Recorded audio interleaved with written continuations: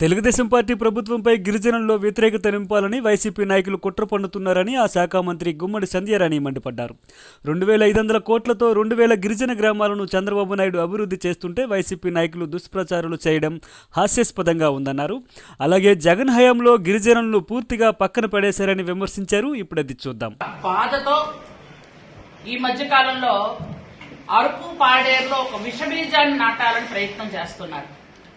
170 act పోతుంది, గిరిజనులందరికీ కూడా ఇబ్బంది కలుగుతుంది అని కావాలి అని ఒక విషబీజాన్ని నాటి మొన్న వాళ్ళందరూ కూడా ధర్నా చేయడానికి ఉసిగొలుపుతున్నటువంటి వెనకున్న వైసీపీ లీడర్లు ఇంతకు పూర్వం మీరు ఏం చేశారు? అసలు గత 5 సంవత్సరాలుగా ఒక్క గిరిజన గ్రామానికైనా రహదారి వేయగలిగారా? ఒక్క గిరిజన గ్రామంలోనైనా హాస్పిటల్ నిర్మించగలిగారా? ఒక్క గిరిజన గ్రామంలోనైనా ఐటీడీఏ ద్వారా ఏ ఉపాధి అయినా కల్పించగలిగారా? ఒక్క గిరిజన గ్రామంలోనైనా ట్రైకా రుణాలు ఇప్పించగలిగారా? బెస్ట్ అవైలబుల్ స్కూల్స్ లో ఆ రోజు ఫీజులు లేకుండా చంద్రబాబు నాయుడు గారు చదివిస్తే అదేనా మీరు చేయగలిగారా? ఏ పని గిరిజనులకు మీరు చేయగలిగారని ఈ రోజు మీరు గిరిజనులను రెచ్చగొడుతున్నారు.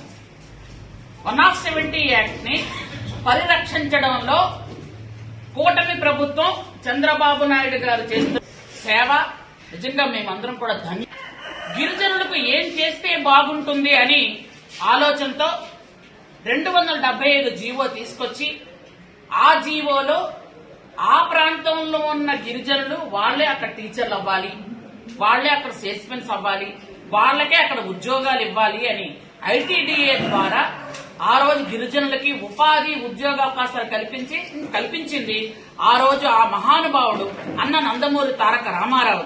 జీవోని కాలక్రమేణా దాన్ని జీవో నెంబర్ 3గా రూపాంతరం చెందితే ఆ జీవో నెంబర్ 3ని కోర్టులో కొట్టేస్తున్నప్పుడు చోద్యం చూస్తున్నాడు ఈ జగన్మోహన్ రెడ్డి.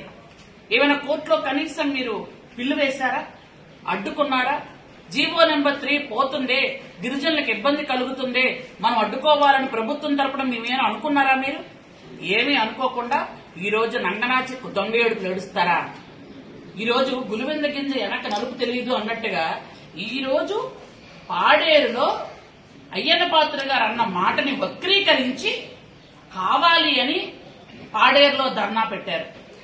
వెంటనే మేము చెప్పాం, ఎందుకంటే నేను ఒక గిరిజన మహిళగా గిరిజన శాఖ మంత్రిగా చెప్పడం జరిగింది. 170 యాక్ట్ ని మనం పరిరక్షిస్తున్నాం, 170 యాక్ట్ ని తొలగించే ప్రసక్తే లేదు, ప్రభుత్వం పూర్తి స్థాయిలో పరిరక్షిస్తుంది, ఎవరైనా చెప్పినటువంటి విష ప్రచారాన్ని నమ్మకండి అని ఆ రోజు గిరిజనులకు చెప్తే అమాయక గిరిజనులకి తెలియక పాపం ధర్నాకు వచ్చిన వాళ్ళు చాలా మంది ఇలా జరుగుతుందా అని వెనక్కి వెళ్ళిపోయిన సంగతి కూడా మనందరికీ తెలిసిందే.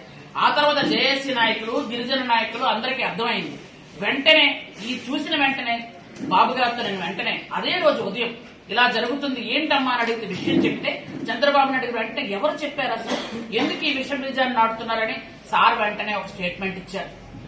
సార్ స్టేట్మెంట్ చూసిన తర్వాత గిరిజన నాయకులందరూ, జేఏసీ నాయకులందరూ కూడా చంద్రబాబు నాయుడు గారు డైరెక్ట్ ఇచ్చిన తర్వాత ఎందుకు మనకి ఇలాంటి విష ప్రచారం అని చెప్పి అందరూ కూడా ఇంటికి వెళ్ళిపోయిన పరిస్థితి. ఆ రోజు ఎంత పని చేశారు మీరు? ప్రసక్తి లేకుండా ఉంది.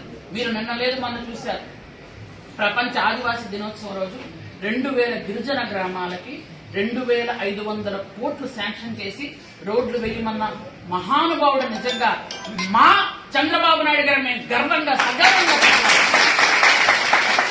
ఈరోజు దోలీల మోతలు లేకుండా ఎక్కడైనా ఇబ్బందులు కలగకుండా గిరి శిఖర గ్రామాల్లో హాస్పిటల్ కట్టలేకపోతున్నాము అని కంటైనర్ హాస్పిటల్ పెట్టించి, అలాగే గిరిజన గర్భవతులు అక్కడి నుంచి దిగలేకపోతున్నారని ఇక్కడ హాస్టల్స్ పెట్టించి ఇంత చక్కగా గిరిజనులు చూసుకుంటే చూడలేక కళ్లు కుట్టి ఇలాంటి పనులు చేస్తున్నారు. దయచేసి గిరిజనులందరికీ 2 చేతులెత్తి నమస్కరించి మీ అందరినీ వేడుకుంటున్నాను, ఎవరు చెప్పినవి దయచేసి నమ్మకండి. ప్రభుత్వం ఒక నిర్ణయం తీసుకుంది, 170 యాక్ట్ ఎప్పుడు పరిరక్షిస్తాం, గిరిజనులకు అండగా ఉంటాం, గిరిజనుల తాలూకా జీవన విధానాన్ని మార్చుతాం, గిరిజనుల అభివృద్ధి సంక్షేమాన్ని రెండు కళ్లుగా ముందుకు వెళ్దామని మన చంద్రబాబు నాయుడు గారు చెప్తుంటే ఎవరో విష ప్రచారం చేసిన వాళ్ళ వాటి మాటలు నమ్మకండి. అమాయకంగా చదువు లేనటువంటి గిరిజనుల్ని ట్రాప్ లో వేసి వాళ్ళ వైపు లాక్కుందామని చేస్తున్నటువంటి దొంగ బోటకపు నాటకాలని మీరందరూ కూడా ఎదురు తిరగాల్సిన అవసరం ఉంది. ఎప్పటిలాగే మీరు ఐటీడీఏకి వెళ్లొచ్చు, ఎప్పటిలాగే మన భూమిని మనమే సాగు చేసుకుందాం. ఈ రోజు మీరు చూస్తున్నారు, ఈ గంజాయిని నిర్మూలించడానికి 1,00,000 ఎకరాలలో కాఫీ తోటలు పండించడానికి పూర్తి స్థాయిలో ఐటీడీ ద్వారా నిధులిచ్చింది ఎవరు అంటే మన చంద్రబాబు నాయుడు గారిని గర్వంగా చెప్తున్నాము. అలాంటి సమయంలో మన జీవన విధానాన్ని మార్చాలని ప్రయత్నం చేస్తున్నారు. చూడండి, ఆ దొంగలు పాచిపట్ట మీదు గుండా నిన్న తీసుకొచ్చినటువంటి సరుకు మీ అందరికీ తెలుసు. అంటే ఎటువంటి దొంగదారుల నుంచైనా వెళ్ళిపోవాలని చూస్తున్నారు. కానీ ఎక్కడ పడితే అక్కడ పటిష్టంగా పోలీసులు ఉండి, ఈ ప్రభుత్వంలో పటిష్టంగా పోలీసులు పనిచేస్తున్నారు కాబట్టి నిన్న మొన్నటి దాకా అలాగే వెళ్ళాయి.